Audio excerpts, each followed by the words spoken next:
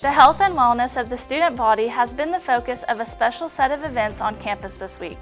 Coming up, we'll have the details on this year's edition of Feed Your Body and Soul Week.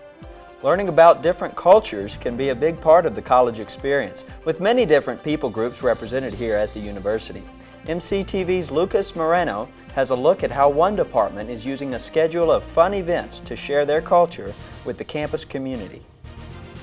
And the on-campus Diamonds will be back in action this weekend as both Red Raider baseball and softball make their return to the home field.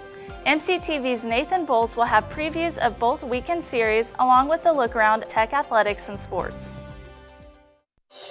This is the MCTV Weekday Update.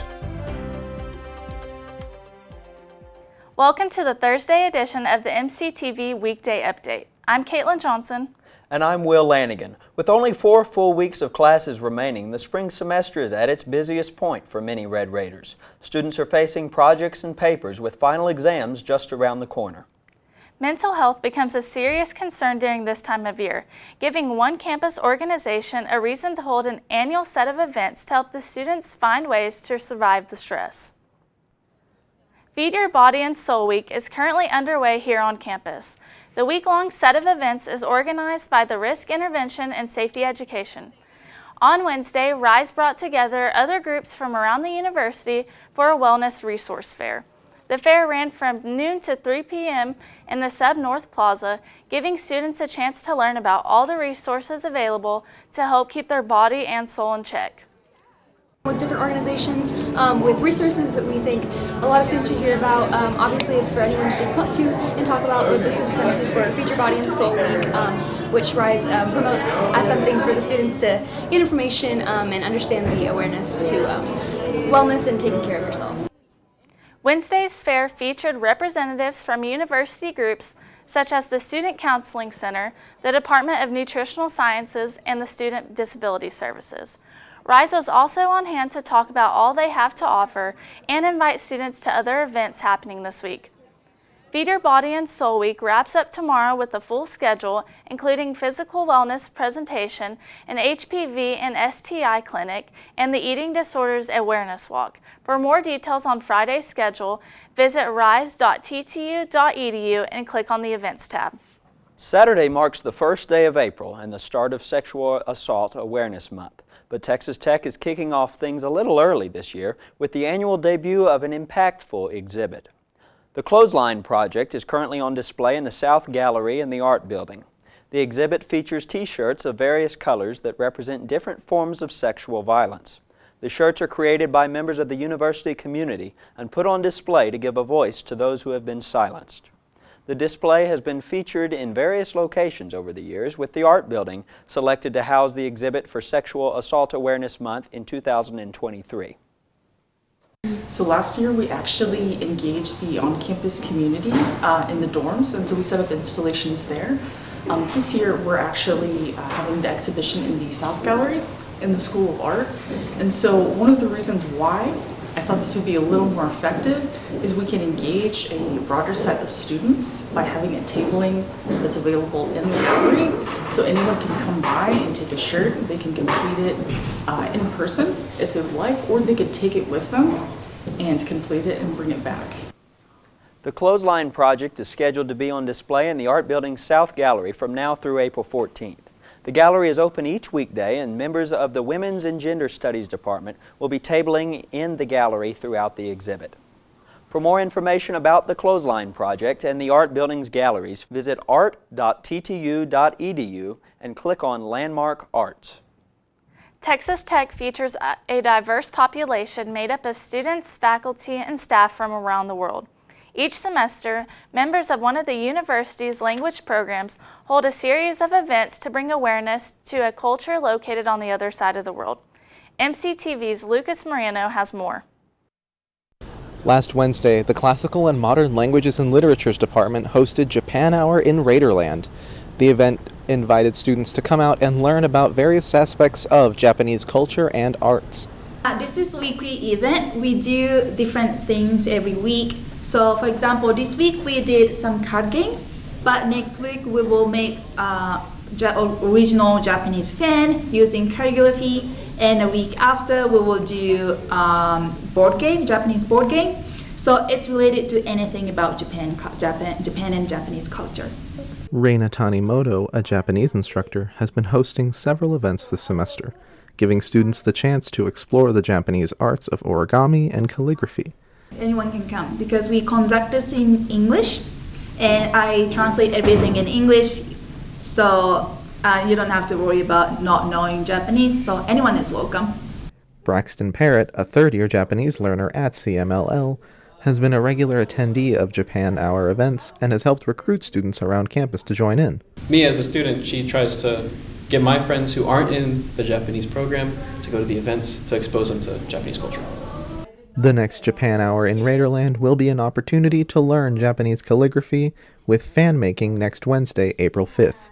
More events are scheduled for the coming weeks.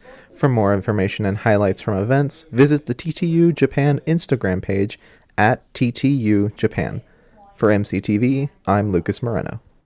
Along with last week's events, CMLL also hosted a Japanese and Korean game night on Tuesday in Urban Oski Park. The event was organized by the Japanese and Korean language programs, with instructors and students helping out with the games and activities. Students could grab free pizza and drinks while enjoying traditional games played in Japan and Korea. The event also featured a special dance performance by CMLL students. Beyond all the fun, Tuesday's game night gave attendees a chance to find out about additional options to fulfill the university's core language requirement. For more info about all the options available and what counts towards the foreign language requirement, visit cmll.ttu.edu and click on the Languages at a Glance. It's been another week of roller coaster weather conditions here on the South Plains. Highs have been varied between the mid-50s and upper 70s with a mix of sunshine, cloudy skies, and everything in between.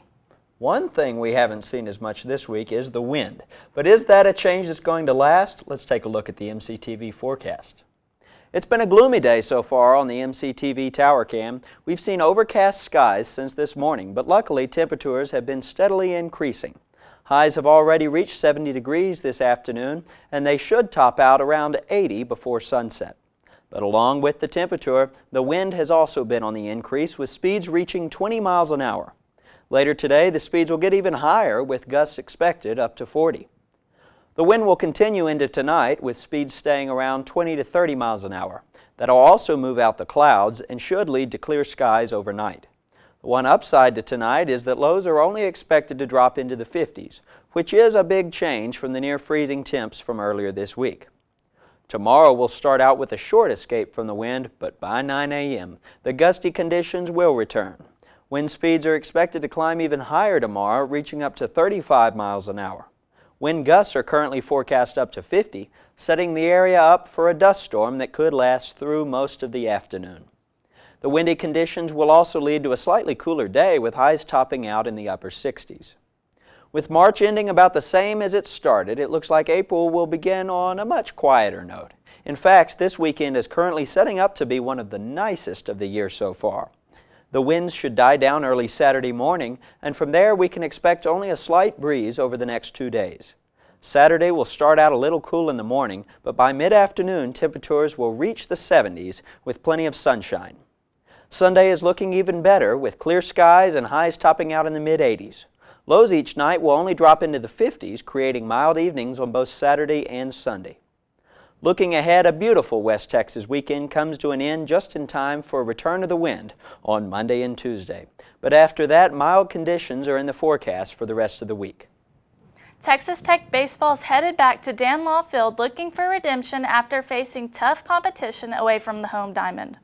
But they aren't the only Red Raider team trying to find their way back into the win column this week. MCTV's Nathan Boles joins us now with a look at those stories and more in sports. Nathan? Thanks, Will and Katelyn. Number 22 Texas Tech baseball tried to bounce back Tuesday after getting swept by Texas over the weekend. They beat the New Mexico Lobos earlier this month in Lubbock 6-3, so this time they were in Albuquerque trying to get another W. Let's pick it up in the first inning. Here's Owen Washburn up to the plate. Deep high into right center field, and it is gone. A two-run shot to get the scoring going in this game, and it never really stopped on either side. Texas Tech had a 4-0 lead, but then here comes New Mexico. Grounds that one to short. Tracer Lopez makes the play, but he's not able to throw a runner out at home. And New Mexico here takes a 5-4 lead. It felt like the scoring just never stopped either. New Mexico was up 8-5 at one point, but now Tech and New Mexico tied at 8. Here's Kevin Bazell. That's a redshirt freshman right there, hitting a 2 RBI single with the bases loaded to get Texas Tech back up 10-8 in the top of the 7th. But now here comes the bottom of the 7th. Ryan Free, it's a wild pitch. And now Texas Tech, as Chase Weissenborn comes home to score for New Mexico. It's a tie ball game at 10-10. So now fast forward, it's the bottom of the 9th. Jake Holland, goodbye. A solo home run, and New Mexico beats Texas Tech 11-10 in walk-off fashion. It's the exact same score New Mexico beat Texas Tech by in Albuquerque last year. It was also Tech's 4th straight loss, all on the road. But hey, the Red Raiders have a 9-game homestand to look forward to. They'll start it this weekend with a Big 12 series against TCU. First pitch from Dan Law Field at Rip Griffin Park for Friday's game is 6:30. TCU isn't ranked like Tech is, but the Horned Frogs are in a 6-game winning streak. Baseball isn't the only diamond sport in Lubbock this weekend. Red Raiders softball will be at Rocky Johnson Field to play the Iowa State Cyclones. The Red Raiders, kind of like baseball, got swept by Texas. The Longhorns are ranked 8th in the country, but Tech had leads late on both Friday and Saturday.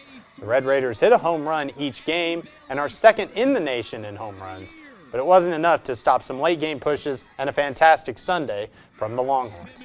The high-flying Tech offense has a chance to really get going. Iowa State has allowed more runs per game than any other Big 12 team. Texas Tech will start the series against Iowa State Friday at 6 p.m. at Rocky Johnson Field. Texas Tech track and field is still going strong. They're at the 95th Texas Relays this weekend. Mike A. Myers Stadium in Austin will host the NCAA Outdoor Championships in May, so Texas Tech is getting an early look at a site that will be pretty important to them later on. Multiple Red Raider athletes will make their outdoor debut this weekend, including the NCAA 60-meter indoor champion Terrence Jones. Jones will run the 200 meters and the 4x100 meter relay. Zach Bradford will also make his Texas Tech outdoor pole vault debut. He competed in Lubbock last weekend, but they had to move the pole vault indoors because of the weather. The Texas Relays started Wednesday and will run through Saturday. The 3x3U championships were in Houston last night. Spoiler alert, Bree Scott shows she's tough as nails, but I think we already knew that. We don't have the video of it because, I know it's weird, the championships haven't aired yet. Instead of being live, they're being tape delayed Sunday at 9 p.m. It is what it is, but you'll see Scott's big impact. Scott, one of the Big 12's leading scorers, declared for the WNBA draft after the Lady Raiders fell to Arkansas in the WNIT. That's all for sports. Back to you, Katelyn and Will. Thanks, Nathan. So, Will, with the Red Raider baseball and softball back in town, are you planning to head out to any of the games this weekend? I am. You can usually find me right at third base, at any Tech baseball game. How about you?